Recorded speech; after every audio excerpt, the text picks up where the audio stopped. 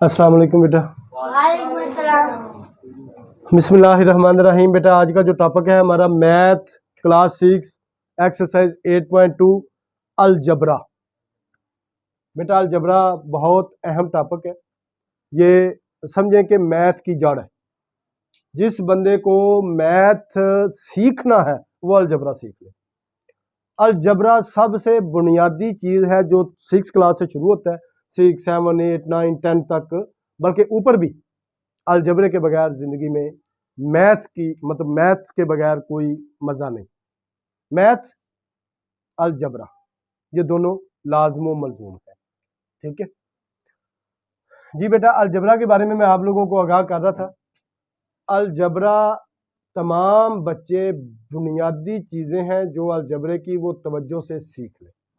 अगर आज आपने सीख ली तो कामयाब हो जाएंगे। मैं अपने तमाम व्यूवर्स, अपने स्टूडेंट्स, अपनी क्लास 10th क्लास के स्टूडेंट्स और बाकी जो व्यूवर्स जो देखते हैं, वीडियो को देख रहे हैं, मज़ीद देखना चाहते हैं, वो तमाम बच्चे वीडियो को लाइक भी करें, शेयर भी करें, कमेंट भी करें, बेल आइकन के बटन पर क्लिक भी करें ताकि आप लोगों के पास हमारी वीडियो आती रहे। अलजबरा के कम अज़ कम भी तकरीबन मेरे ख्याल में कोई 10 से 12 लेक्चर बनेंगे, 10 से 12 वीडियो बनेंगी, आप तक पहुँचेंगी।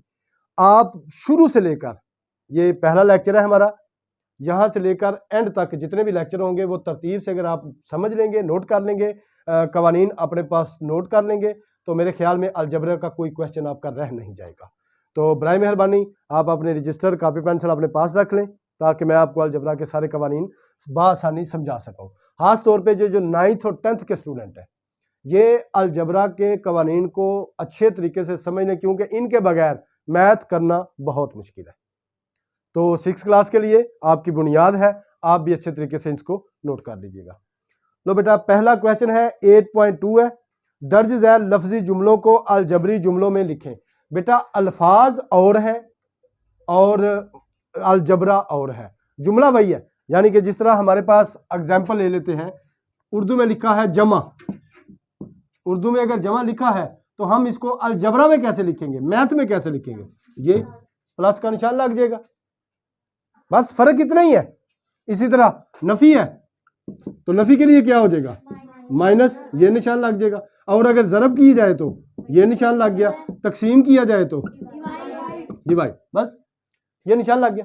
इसको हम उर्दू में बोले जमा, नफी, जरब, तकसीम, और रियाजी में देखें लिखने में फ़र्क है, बोलने में वही है। और अगर इसको हम इंग्लिश में बोलते हैं तो ये आ जाएगा प्लस माइनस, ये हाँ माइनस आ जाएगा। इसको सब्ट्रैक्ट भी बोलते हैं, सब्ट्रैक्शन, ठीक है ना, सब्ट्रैक्ट, मल्टीप्लाई और डिवाइडेड बाय डिवाइड। बात समझ में आ गई। यानी कि ये लिखने में फ़र्क है। जैसा कि देखिए पहला क्वेश्चन उन्होंने दिया हुआ है, दर्ज झैल 6 क्लास 6 है, 8.2 एक्सरसाइज है। बाकी 9th वाले वैसे समझेंगे, कानून समझेंगे। इसमें पहला क्वेश्चन उसने बताया है कि दर्ज झैल लफ्जी जुमलों को अलजबरी जुमलों में लिखें। अलजबरी जुमलों में लिखा है x प्लस x जमा वाई, और x जमा वाई के लिए हम क्या करेंगे, x जमा वाई, बस बात खत्म। x जमा वाई हो गया, उसने उर्दू में लिखा है, ये जरा गौर करें। 6 क्लास लिखा है 1 जुज है x जमा वाई, तो x जमा वाई में क्या आ जाएगा, x लिखेंगे और आगे क्या आ जाएगा, प्लस y आ जाएगा। इसी तरह आगे क्या आ रहा है, a नफी b, तो हम a लिखेंगे, नफी लिखेंगे और b लिखेंगे। यानी क्या आगे आ जाएगा हमारे पास, a माइनस b। आगे क्या है, बोलते जाओ, बोलो आगे क्या है, m को n से जरब दें, देखा। और ये जो मल्टीप्लाई है ये खत्म हो जाएगा, n लगेगा, क्योंकि ये अलजबरे का पहला कानून आपके पास आ गया, ये अलजबरे का पहला कानून। इसी तरह से बेटा आगे चलते जाए, p को q पर तकसीम करें तो क्या आ जाएगा, p तकसीम q। बात समझ में आ गई है, सारे हो जाएंगे। क्वेश्चन नंबर 2 है बेटा, क्वेश्चन नंबर 2, दर्ज झैल के अददी सर असास कुव्वत नुमा अलहदा अलहदा कीजिए। क्या, अददी सर, कुव्वत नुमा और अदाद, ये असास, असास। लो बेटा ये 3 चीजें हैं दूसरे क्वेश्चन में, अददी सर, कुव्वत नुमा और असास। अब इसमें कोई भी रकम होगी ना, वो आपको एक एक चीज का मैं इजाफा कर देता हूं, वो भी आपको भी समझ आ जाएगी। यहां पे अलामत, लो जी, ये भी मैं इजाफा कर देता हूं। मजीद हमारे पास कोई भी रकम है ना, वो बेटा इस शक्ल में आएगी, यानी किस शक्ल में, -4x⁻3। ठीक है, लो बेटा, इसमें सबसे पहले ये क्या है, इसको हम क्या कहेंगे, अलामत। अलामत क्या आ गई है, माइनस, इस रकम में। बात समझ में आ गई है। आगे क्या आया है, 4। 4 क्या होगा, अददी सर। ठीक है, इसको हम अदद भी कहते हैं, अददी सर भी कहते हैं, अदद भी कहते हैं, बात एक है। ठीक है, उसके बाद आगे क्या आ गया है, एक्स।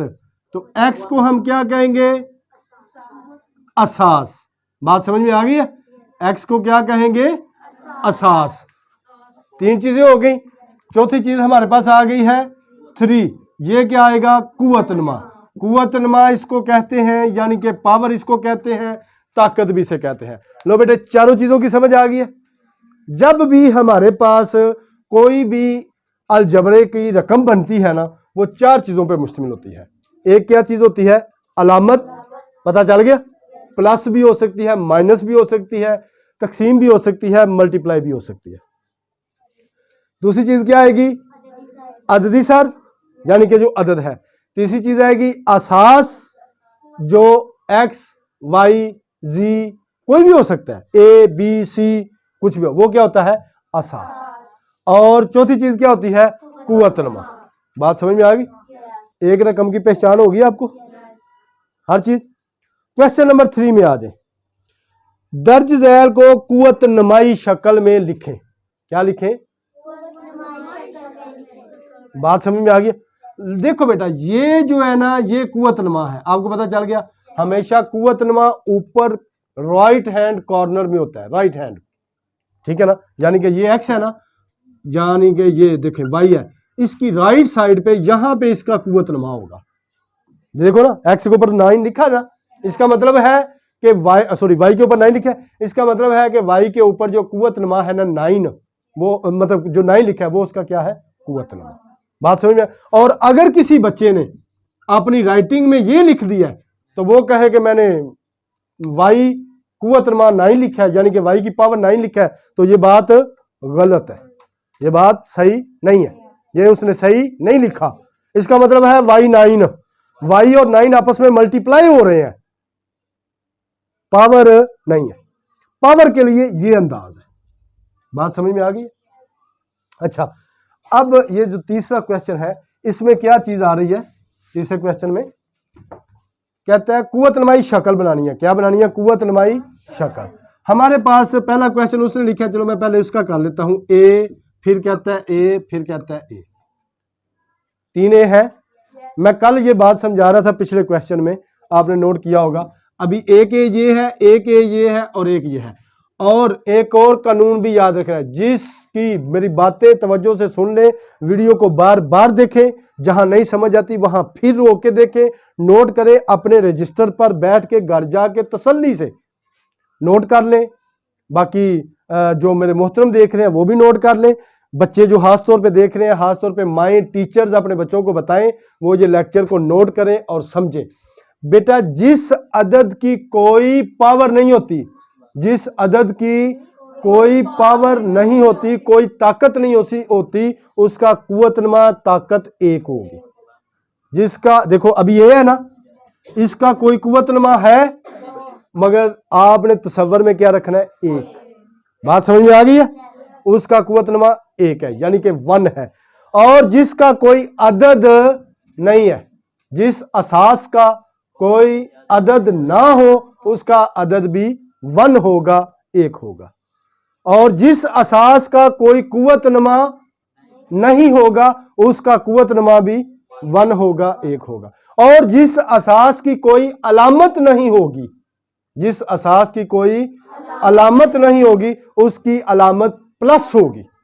बात समझ में आ गई है। ये दोबारा से ये बात यहां पे मैं रफ अमल में दिखा रहा हूं आपको। ये फर्ज करें ए है या फर्ज करें एक्स है।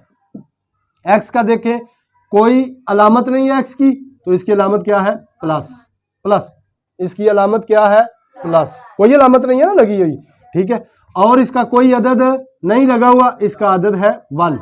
और इसका कोई कुव्वतनुमा नहीं है और इसका कुव्वतनुमा है 1, यानी कि अलामत इसकी प्लस है, अदद इसका 1 है, कुव्वतनुमा इसका 1 है।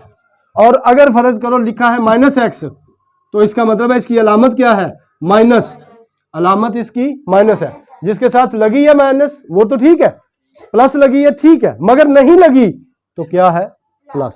जी बेटा समझ आ गई है? इस बात को नोट कर लें, ध्यान से बार बार देखें, बार बार समझें, ताकि कोई भी मिस्टेक ना रहे। अगर कोई मिस्टेक रह जाए वो आपकी मर्जी है, उसकी दुरुस्तगी भी आपके जिम्मे और उसकी गलती भी आपके जिम्मे, नोट करें। अच्छा बेटे, अभी कुव्वतनुमा शक्ल बनानी है ना, इसकी पावर कितनी है, इसकी पावर कितनी है, इसकी पावर कितनी है, जो आपके जहन में होनी चाहिए। लगी नहीं, ना बुक वालों ने लगाई है और ना ही हमने लगानी है, सिर्फ आपके जहन में होनी चाहिए। ठीक हो गया। अब इसका अदद क्या है, इसका अदद क्या है और इसका अदद क्या है, यही है ना। अब हम इन दोनों को आपस में मल्टीप्लाई करेंगे और इनका कुव्वतनुमा इकट्ठा हो जाएगा।